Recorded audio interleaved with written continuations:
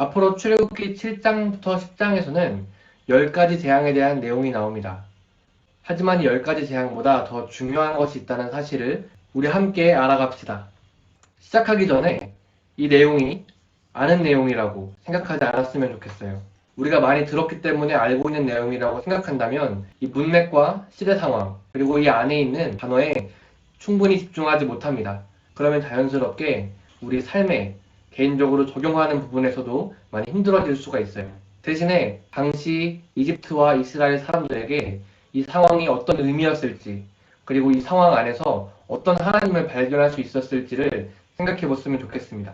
그리고 동일하신 하나님께서 지금 나에게 어떻게 말씀하고 계실지를 묵상해 보면서 성경의 객관적인 사실을 나의 주관적인 것으로 바꾸어가는 과정이 대단히 필요합니다. 그리고 그 말씀 안에서 내 생활에 적용할 수 있는 실천점을 찾는 것이 예수님과 함께 풍성한 교제를 하게 하는 큐티 생활에 매우 필수적이겠죠.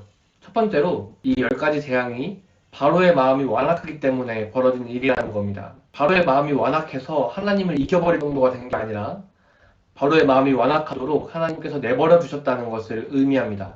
그럼 왜 하나님은 바로의 마음을 완악하게 만들어 놓고 바로의 마음이 완악하다고 뭐라고 하시는 걸까요? 하나님을 하나님으로 믿고 그 말씀을 받아들이지 않으면 아무리 기적적이고 놀라운 일들을 봐도 믿음이 자라나지는 않는다는 사실을 우선 알 수 있습니다. 그리고 바로의 신하들은 카톡! 이 사람들이 우리의 함정입니다. 그 사람들을 보내서 하나님 여호와를 섬기게 하세요. 왕은 이집트가 망한 것을 알지 못합니까? 라고 말하면서 이집트 백성을 내보내자고 해. 그럼에도 바로는 계속 이 이스라엘을 내보내지 않는데 계속 완악해지는 바로의 마음의 근본적인 원인은 이스라엘을 자기 통치 아래 두고 싶은 마음이야. 이스라엘의 존재가 비용적이었음에도 불구하고 그냥 내버려두면 될 것을 인정하지 않고 보내지 않는 것은 자기가 주 되려고 하는 마음이었다는 거지.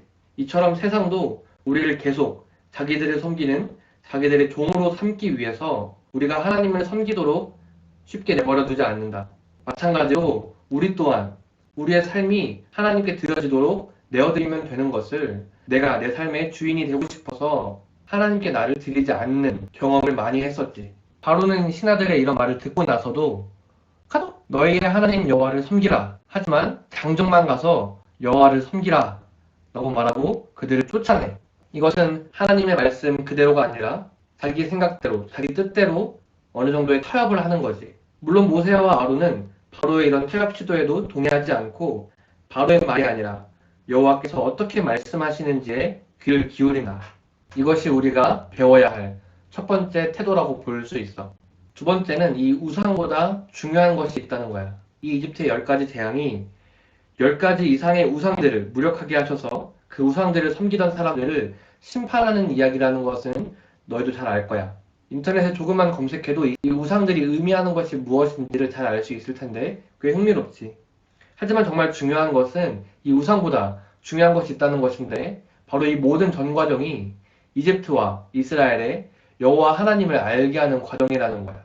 특히 20절에서 바로의 신하 중에서 여호와의 말씀을 두려워하는 자들은 하나님이 무거운 우박을 내릴 것이라는 말씀을 믿고 그 종들과 가축을 집으로 들여보냈어. 이 출애굽기에 나오는 하나님과 우상들의 싸움, 하나님과 세상의 싸움이 하나님을 두려워하는 자들과 하나님이 아닌 다른 것을 두려워하는 자들의 생활에서 나타나는 삶의 태도로 드러난다고 말했었는데 점점 하나님을 두려워하는 쪽으로 이 싸움이 기울고 있다는 거야. 또 하나님께서는 바로에게 내가 너를 세웠음을 이렇게 말씀하시면서 사실 이집트뿐만 아니라 모든 세계를 통치하시는 분이 하나님이었음을 바로에게 직접적으로 말씀하시는 거다. 또 그것이 분명하게 드러나는 사건이 바로 6월절이지. 이 10가지 재앙에서 계속되어 온 스펙타클한 이야기에 귀를 기울이거나 또 아는 얘기라고 대충 넘어가다 보면 갑자기 왜 6월절 규례가 나오는지에 대해서 이해하기 어려울 수 있어. 하지만 이 6월절이야말로 출애굽의 모든 과정이 하나님의 언약의 성취였다는 것을 드러내는 중요한 말씀이야. 출애굽기 3장에서 모세가 하나님을 만난 그 순간부터 하나님의 주권, 하나님의 말씀에 의해 이스라엘의 역사가 다시 쓰이고 있고 이 6월절의 특징은 이스라엘의 믿음의 행동이 요구되는 순간이었다는 거지. 지금까지는 프로 하나님에 의해서만 모든 기적이 일어났다면 지금 일어날 기적은 이 6월절의 말씀을 믿고 믿음으로 응답한 자들이 경험할 수 있는 하나님의 구원이라는 뜻이야. 물론 바로는 이것을 믿지 않아. 여호와께서 바로의 완악한 마음을 그대로 완악하게 내버려 두셔서 그들을 보내기를 기뻐하지 아니하고 내 얼굴을 보지 말라 명령하고 죽을 것이다 라고 협박해. 세상의 마지막 협박 수단은 세상에서 단절시키는 것과 죽음이야. 하지만 하나님은 이 6월절을 통해 세상의 역사를 쓰시는 주인이 누구시며 또 생명의 주인이 누구신지를 명확하게 보여주신다. 여러 가지 문제 때문에 상한 너희들의 마음, 그리고 힘든 노동에 어려워하고 있는 너희들, 특히 리더임에도 자존감이 바닥나버린 모세같이 어려워하고 있는 너희들을 위해 하나님께서 어떻게 구원을 말씀하시는지, 너희들을 사랑하시고 너희들과 함께 하시는 여호와 하나님이 누구신지를 분명하게 알게 되는 여러분의 특기 생활이 되기를 기도할게요. 샬롬.